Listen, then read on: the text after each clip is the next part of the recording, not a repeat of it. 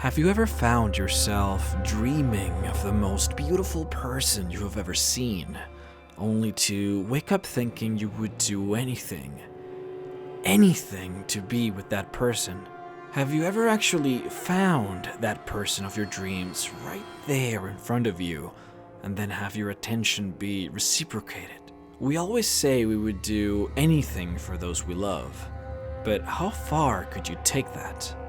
How far would you go to make sure that the person of your dreams ends up with you and not on someone else's arms? Would you quit your job? Would you leave your family and friends behind? Would you perform humiliating acts for this person? Would you kill for this person? Why are you thinking like this? You would never kill a person. But now you're thinking about it. I mean, you have to. If you want to be together. It just has to be done. Maybe just one kill, and that would be it. Then you two could live happily ever after. Well, I never thought I could do it. But it's done. I have killed for you. Now would you kiss me?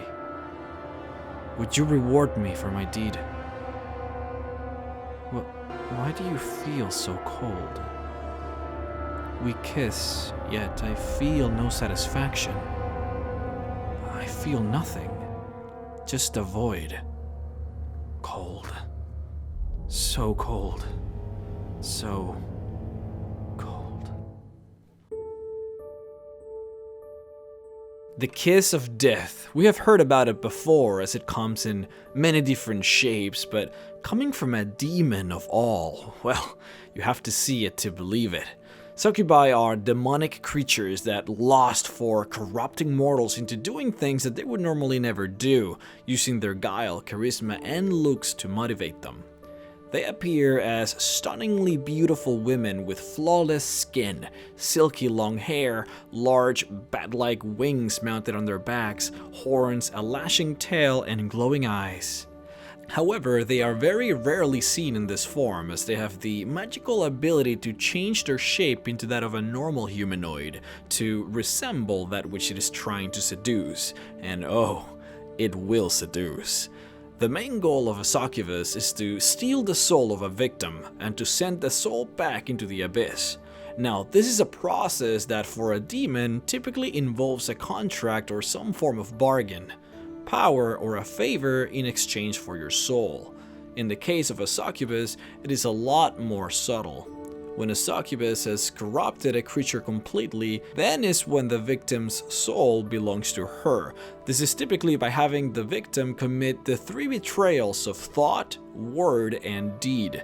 It does this by ethereally transporting itself into your room and whispering sweet nothings into your ears, making you dream of pleasurable acts, making you dream of your darkest desires, filling your head with debauched images, compelling you to commit and accept your forbidden appetites and indulge in taboos of society.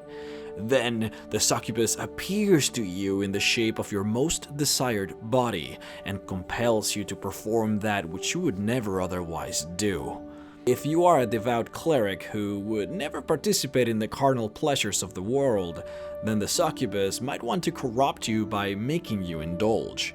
Now, if you are already a scoundrel who frequently visits brothels and has a way with women, then the succubus might corrupt you by having you kill somebody in her stead, using her looks and guile to manipulate you. Regardless of the circumstance, the succubus will seduce you and compel you to change your ways for her, making you a worse person for it. And when you're fully corrupted, then and only then will the succubus finally grant you her draining kiss. A kiss devoid of pleasure, a kiss that lacks any emotion, that to the victim just feels cold and unnatural, a loveless presentation, the kiss of death. Now corrupted, the kiss will kill you, draining your soul out of your body and sending it to the abyss. And in the abyss, you slowly but surely transform into a demon, forever marching with the countless legions of demons inside. As you can imagine, because of their exceptional ability to manipulate mortals, succubi are used by many demons and devil lords as spies and assassins. In fact, they possess a particularly good set of skills designed for this. You see, Succubus has a particularly powerful charm ability that no wizard can ever truly possess. Most charm spells prevent the target from being able to kill themselves while being manipulated, since our most basic instinct of self-preservation will always triumph against illusions and manipulation, but not against the special succubi charm. Love is, after all, the strongest emotion of them all, and one would do anything for love, even killing yourself if that's what is asked of you. But the true question is, can succubi fall in love with you? See, we have talked about how easy it is for a mortal to fall in love and be enthralled by a succubi, but what about the other way around? Well, let me tell you, it is possible. The male offspring between a succubi and a mortal is what is called a Cambian.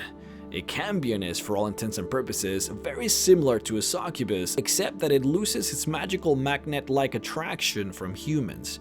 They tend to be extremely handsome, they retain their ability to transform into normal humanoids, they retain their very high charisma and guile, and they even retain their exceptional charming spells. But their magical sexual appeal gets lost in the diluted blood. The subsequent intermingling between a Cambian and a human then further leads into one of the many branches of tiefling, which further explains why a lot of the tieflings happen to be very charismatic. Now, a female offspring between a succubus and a human is what is called an alu demon, which is very similar to a Cambian in a lot of ways. Now, there is such a thing as normal reproduction from succubi. You see, a succubus can actually transform to their male equivalent incubus at will. Incubus are pretty much the same thing as succubus, except that they are male and they attract females, but they are pretty much the same demon. In any case, an incubus and a succubus can reproduce between one another to create more of their kind, something that is already particularly rare for demons, as most get created and improved magically, something we will hopefully touch in a further video. Point is, succubi are special. You see, demons and devils are always in constant war, and they are the furthest thing from alike. Demons are chaotic, born of hate and destruction, with no desire other than to obliterate and seed discord and chaos. Devils, on the other hand, are organized. They have a lawful society that follows order. They have cities and rulers. They have a strict hierarchy that they follow. So it is extremely rare to see devils colluding with demons and vice versa, but succubus are one of the only exceptions to this rule.